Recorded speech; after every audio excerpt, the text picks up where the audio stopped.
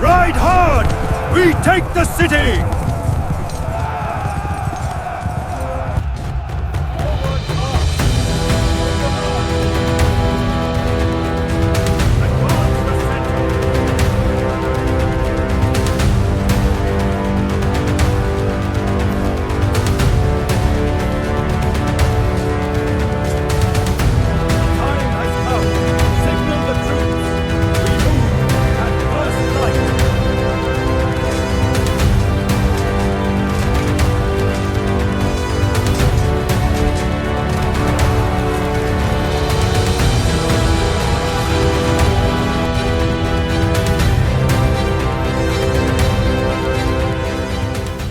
En cet hiver glacial de 1299, la terre tremblait sous les sabots d'une tempête imminente. Kutlug Khaja, un commandant mongol aguerri, menait ses cavaliers endurcis vers le sud, franchissant rivières, plaines et royaumes brisés. La Perse s'était déjà inclinée, la Transoxiane avait brûlé. Et maintenant, Delhi opulente, tentaculaire, vibrante, se retrouvait vulnérable. À l'intérieur de la ville, les conseillers murmuraient la peur. « Repliez-vous, laissez passer l'orage ». Mais le sultan Alauddin Khalji ne battit pas en retraite. Il fixa l'horizon et choisit la confrontation. Lorsque la horde mongole atteignit Kili, à quelques battements de cœur des portes de Delhi, elle s'attendait à une énième capitulation rapide. Mais cette fois, leur assaut ne dispersa pas les hommes, il heurta quelque chose d'inédit, une armée qui tenait bon.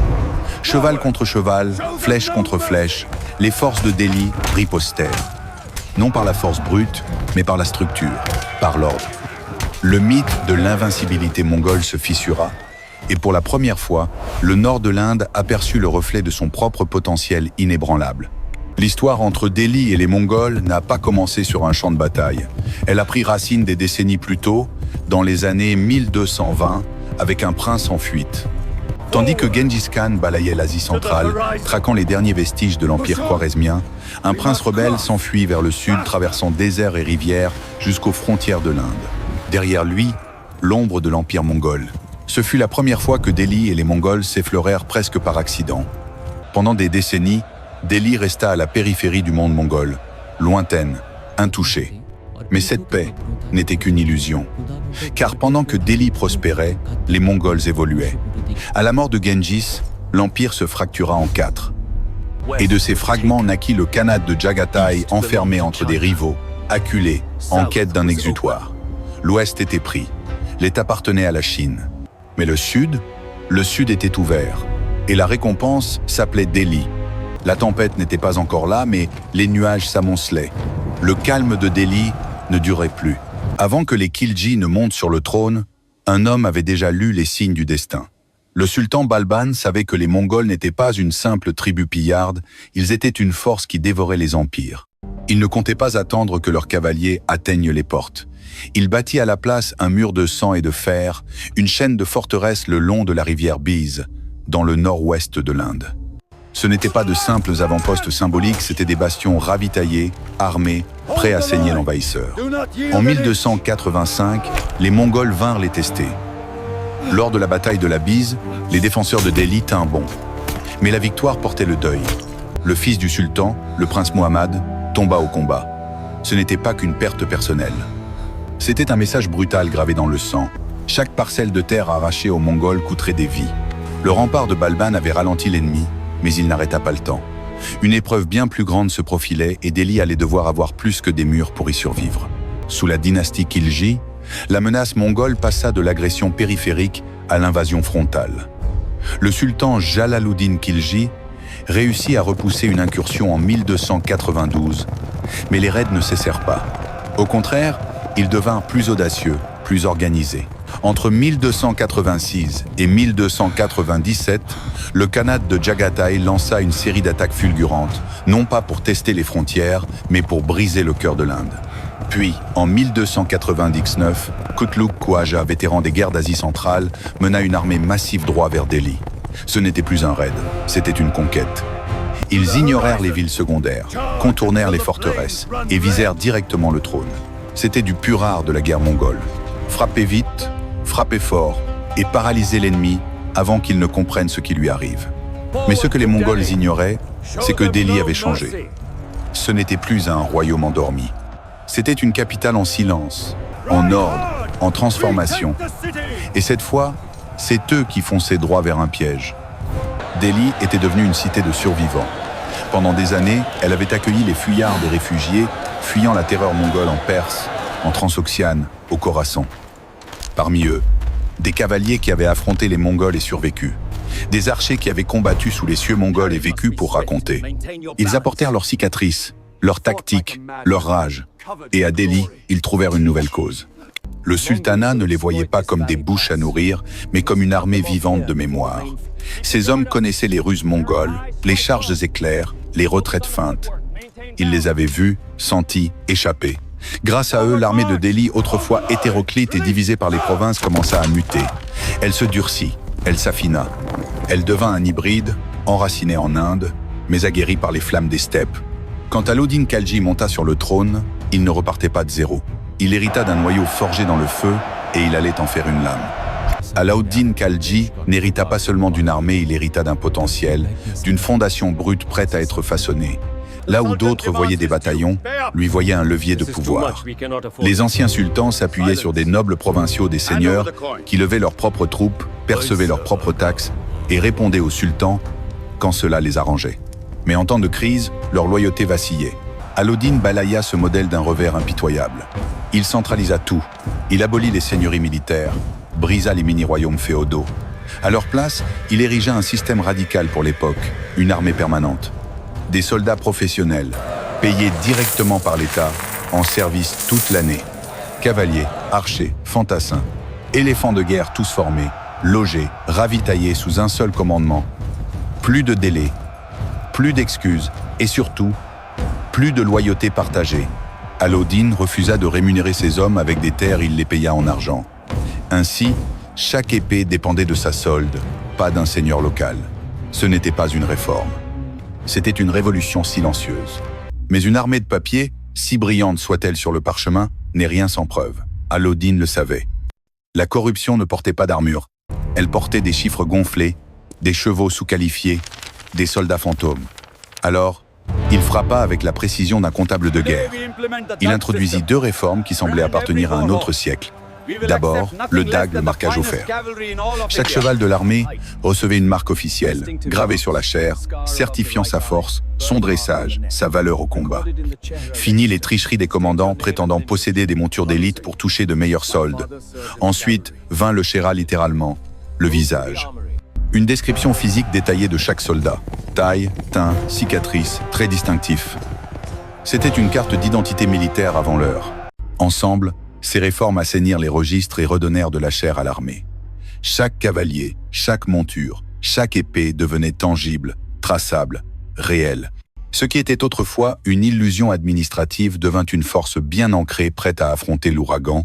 En coupant les liens entre soldats et seigneurs locaux, en purifiant les rangs, Alauddin avait forgé une nouvelle force, mais la loyauté a un coût.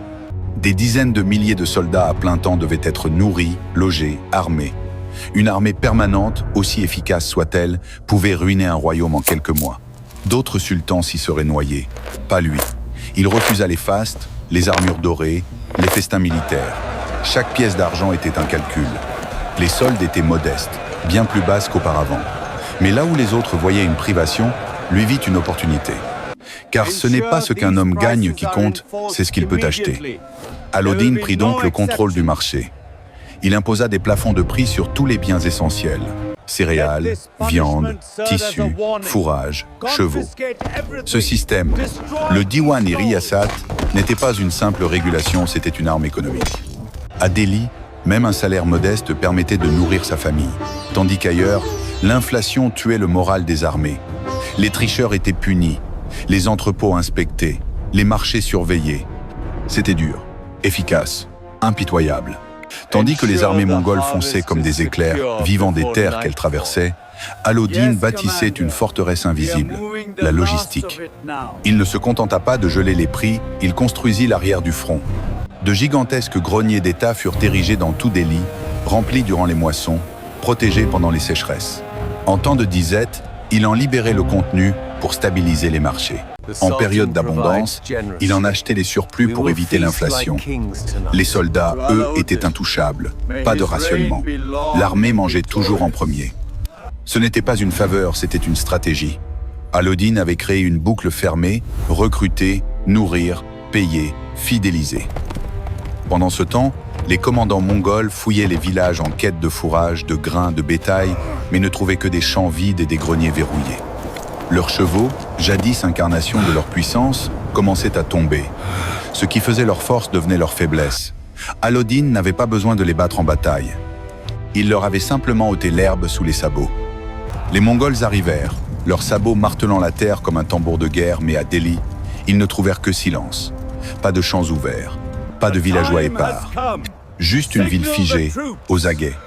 Kutlug Khawaja et ses généraux établirent leur camp à Kili, à peine 10 km de la capitale. Tellement près qu'ils pouvaient presque entendre ses cloches.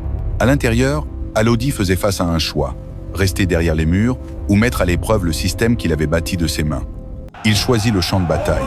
70 000 soldats, 700 éléphants de guerre, 5 divisions, chacune sous un commandement distinct, chacune conçue pour un rôle précis. Les Mongols, moins nombreux mais redoutablement expérimentés, se préparaient à frapper. Mais cette fois, leur vitesse ne suffisait pas. Alauddin avait choisi le terrain avec une précision chirurgicale, une forêt dense d'un côté, la rivière Yamuna de l'autre. Les Mongols étaient piégés. Les éléphants formaient des murailles vivantes, les cavaliers des lames mobiles. À Kili, ils ne défendaient pas seulement Delhi. Ils défendaient une idée que l'ordre pouvait vaincre la terreur. La bataille éclata dans un fracas de sabots et de lames, mais ce fut la ruse qui faillit tout faire basculer. Les Mongols, passés maîtres de l'illusion, simulèrent une retraite. C'était une vieille tactique, perfectionnée à travers des dizaines de campagnes. Zafar Khan, l'un des généraux les plus valeureux d'Alauddin, y vit une ouverture et s'y engouffra. Il rompit les rangs, poursuivit l'ennemi sur 10 à 8 km, droit dans le piège. Les Mongols encerclèrent sa division comme un étau de feu. Zafar Khan se battit avec l'énergie du désespoir, fauchant des dizaines d'ennemis avant de tomber. Lui et ses hommes furent anéantis. Quand la nouvelle parvint à Alauddin, il ne glorifia pas le sacrifice. Il le condamna. Dans son armée, l'obéissance valait plus que le courage. Une seule décision irréfléchie aurait pu briser la structure qu'il avait patiemment construite. Et pourtant, malgré le chaos et la perte, son armée tint bon. Aucune panique, aucune débandade. Le centre de commandement restait debout. La discipline, même face à la mort, était devenue le cœur battant de son système.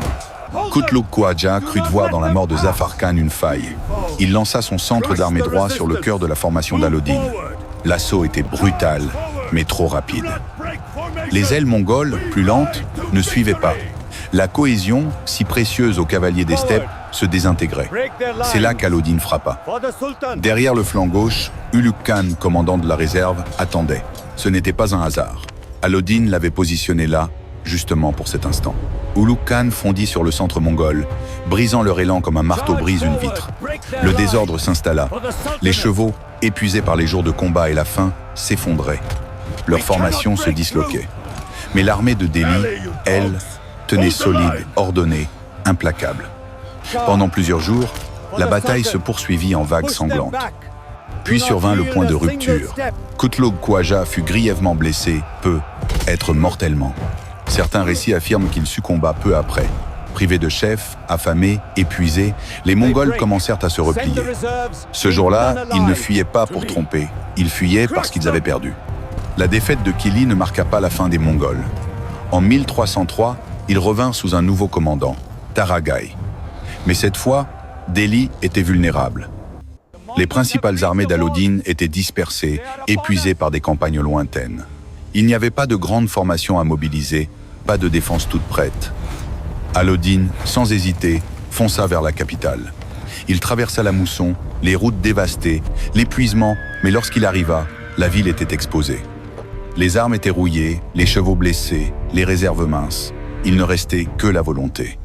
Alors, il se tourna vers Siri, une forteresse encore inachevée, brute, presque symbolique. Ce qu'elle manquait en pierre, elle le compensait en position, entourée par la rivière Yamuna, la forêt et les vieux murs de Delhi. Le nord, seul, restait découvert. Alors on creusa un fossé, on érigea des barricades faites de portes arrachées aux maisons. Des éléphants de guerre furent alignés comme des murs vivants, les soldats armés de lances et d'arcs postés derrière eux. Ce n'était pas un rempart de pierre, c'était un rempart d'endurance. Pendant plus de 2 mois, les Mongols encerclèrent Delhi comme des vautours tournant autour d'une proie blessée. Les troupes de Tarajai pillèrent les faubourgs, incendièrent des villages, espérant provoquer Alauddin, le forcer à sortir. Mais il resta cloîtré dans Syrie calme, méthodique, calculateur. Il laissa le temps faire le travail. Car les Chagatai n'étaient pas des maîtres de siège. Ils n'avaient ni catapulte, ni bélier, ni ingénieur. Et surtout, ils n'avaient rien à manger. Les campagnes environnantes avaient déjà été vidées. Les greniers appartenaient à l'État. Les villages étaient désertés ou sous contrôle direct. Les chevaux mongols, privés de pâturage, commencèrent à dépérir. La faim, la maladie, la lassitude s'insinuèrent dans les rangs. Jour après jour, leurs forces s'érodaient. Et un matin, ils partirent. Pas parce qu'ils avaient été vaincus au combat, mais parce qu'ils avaient été vaincus par un système. Celui d'Alauddin. Une victoire sans épée, une reddition sans bataille, et une légende mongole, brisée non par le sang, mais par l'attente. Mais cette victoire n'apporta ni triomphe, ni repos, seulement une vérité nue. Alauddin, regardant les portes brisées, les murailles de fortune, les visages affamés de son peuple, comprit que la survie ne pouvait jamais dépendre de l'improvisation. Il transforma Syrie en forteresse permanente pierre par pierre, il en fit un bastion de résolution. Il créa une armée frontalière dédiée, stationnée non plus à Delhi, mais aux confins du nord-ouest, là où naît la menace. Il nomma de nouveaux gouverneurs, fit bâtir des routes, des greniers, organisa des défenses qui intercepteraient l'ennemi bien avant qu'il n'aperçoive les tours de Delhi.